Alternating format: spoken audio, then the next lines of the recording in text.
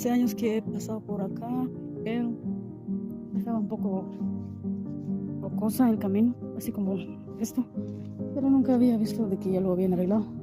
Y tienen una vista impresionante y es bastante hermoso. Y no sabes cuánta el corazón se emociona, ¿sabes? Por la vista que Dios nos ha dado y la bendición de nuestro lago. Y tenemos hoy un día precioso, un día de gratitud, la verdad. Y tampoco se deja de agradecer, solamente un día.